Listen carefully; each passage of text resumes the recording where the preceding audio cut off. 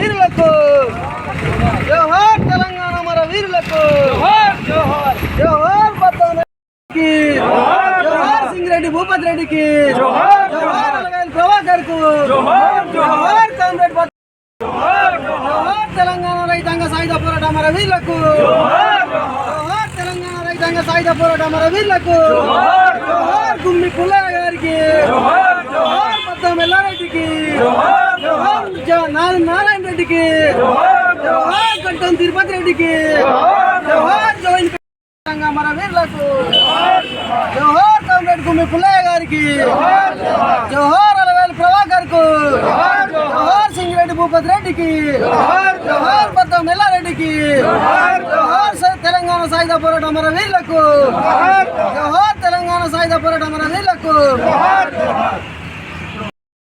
రాష్ట్ర పిలుపు మేరకు ఈరోజు వేములవాడ గుమ్మి పుల్లయ్య గారికి నివాళులు అర్పించుకోవడం జరిగింది. ప్రధానంగా గుమ్మి పుల్లయ్య గారు చెప్తా ఉండ్రి అప్పుడు ఈ ఒక ప్రాంతంలో ఇప్పుడు రుద్రంగి క్యాంపుల్లో కానీ ఈ మానాల్లో కానీ ప్రతి ఒక్కటి దొరల గడిలను కుల్లగొట్టి నిరుపేదలకు సాయుధ పోరాట వారసాలలో అప్పుడు ఈ భాగంగా ఈరోజు వారి ఒక నివాళులు అర్పించుకోవడం జరుగుతుంది. ప్రధానంగా బద్దం ఎల్లారెడ్డి గారితో ఆయన ఒక పాత్ర వహించినట్టు గుమ్మి పుల్లయ్య గారు చెప్తా ఉండే.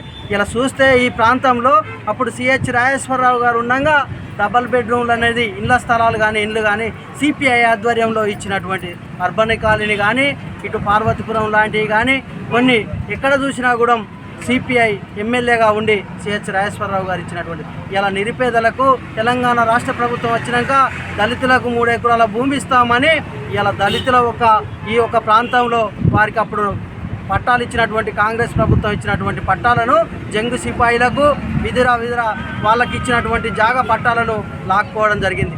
ఇలా చూసుకుంటే ఈ ప్రాంతంలో నాంపల్లి పల్లగుట్టనైతేనేమి చూస్తే ఈ బూడిదికుంట తిప్పపురం బూడిదికుంటనైతేనేమి మరిపల్లి లాంటి గ్రామంలో ఇలా చూస్తే ప్రధానంగా ఈ చుట్టుపక్కల కొండంచెర్లో 70 ఎకరాలు పోడు జాగాలకు ఇలా వాళ్ళు కొట్టుకున్నారు. ఎస్సీ ఎస్టీ మైనార్టీ కులాలు కొట్టుకున్నటువంటి జాగాలకు కూడా పూర్తి స్థాయిలో పట్టాల కోసం ఎదురు చూస్తూ ఉన్నారు.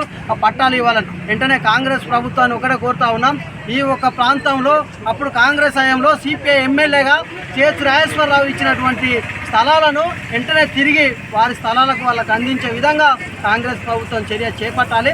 అదేవిధంగా రియల్ ఎస్టేట్ దారులు ఇలా వేములవాడ చుట్టూ ప్రాంతంలో నియోజకవర్గ స్థాయిలో ఎన్నో ఎకరాల భూములు ఇలా వాళ్ళ కబ్జాలు చేసి వాళ్ళు అమ్ముకోవడం జరుగుతూ ఉందని కూడా గత ప్రభుత్వాలు చెప్పడం జరిగింది. ఆ పట్టాలను వెంటనే రద్దు చేసి అర్హులైనటువంటి ముందు స్థాయిలో వాళ్ళు నిరుపేద కుటుంబాలు ఏవైతున్నాయో వాళ్ళకు ఇవ్వవలసిందిగా కోరుతాం.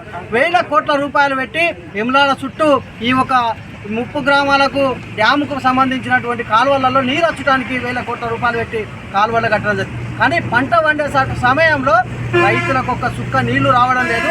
ఆ పంట పొలాలు ఎండిపోతున్నాయని కూడా గత ప్రభుత్వంలో చెప్పడం జరిగింది. వెంటనే దాని మీద కూడా కాంగ్రెస్ ప్రభుత్వం చర్యలు చేపట్టాలి. పంటలు చేతికొచ్చే టైంలో నీళ్లు కూడా అందించే విధంగా ఈ డబల్ బెడ్రూమ్లు వేములవాడ ప్రాంతంలో ఇప్పుడు ఈ 10 సంవత్సరాల ప్రాంతంలో బీజేపీ వేలాది ఇండ్లు ఇస్తాం, లక్షల ఇండ్లు ఇస్తామని చెప్పడం జరిగింది. కాంగ్రెస్ ప్రభుత్వం వెంటనే టీఆర్ఎస్ ప్రభుత్వం చేయలేదు కాబట్టి కాంగ్రెస్ ప్రభుత్వం అధికారంలో ఉన్నది కాబట్టి ఇండ్లు లేక రూమ్ కిరాయి కట్టలేక పేదలు కార్మికులు ఎంతో మంది ఇబ్బంది పడుతున్నారు కాబట్టి వాళ్ళ ఇళ్ల స్థలాలు ఉన్న వారికి 5 లక్షల రూపాయలు ఇచ్చి ఇళ్ల స్థలాలు లేని వాళ్లకు డబల్ బెడ్రూమ్ కట్టియాలని కోరుతా ఉన్నాం. అదేవిధంగా ఇలా ఉద్యోగాలు యువత రోడ్డు మీద పడతా ఉన్నారని చెప్తా ఉన్నాం. కానీ దాని మీద ఎలాంటి స్పందన లేదు. ఈ రాష్ట్ర ప్రభుత్వం వెంటనే చర్యలు తీసుకోవాలి.